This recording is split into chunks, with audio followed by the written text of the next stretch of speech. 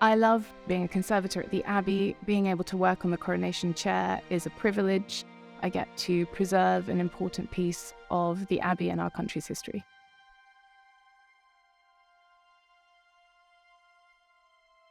The Coronation chair is a hugely important object.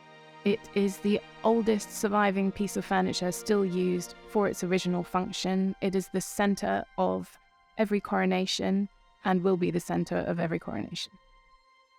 The chair was commissioned by Edward I in 1296 to house the Stone of Destiny, which was brought down from Scotland by him. It's an exquisite example of medieval craftsmanship, so little of which survives today.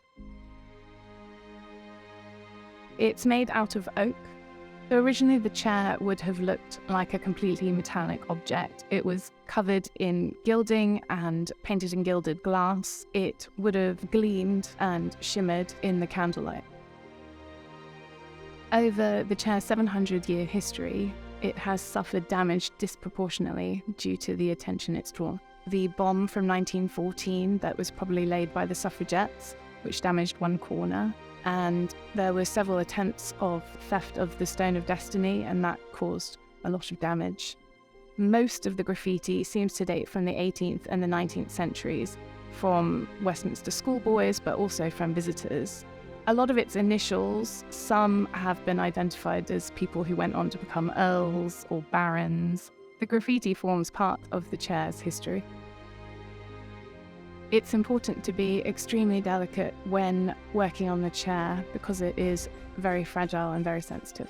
Due to changes in fashion in terms of conservation and restoration approaches over the history of the chair, now our approach is much more preventive, whereas in centuries prior to that it was much more interventive and involving restorations. In 2010, there was a large conservation project to glue down all of the flaking gilding and remove dark surface coating. Since then, it's been closely monitored.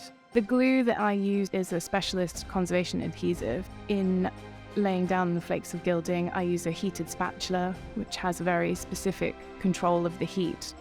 Once everything is stabilised, I will give it a surface clean to remove any kind of imbibed surface dirt. The chapel itself is kept clean just with vacuuming, and when we dust the chair, we use goat hair brushes and a variable suction vacuum cleaner. Conservation of the chair is incredibly important. It helps to slow down any damage or deterioration and helps to preserve the chair for future generations.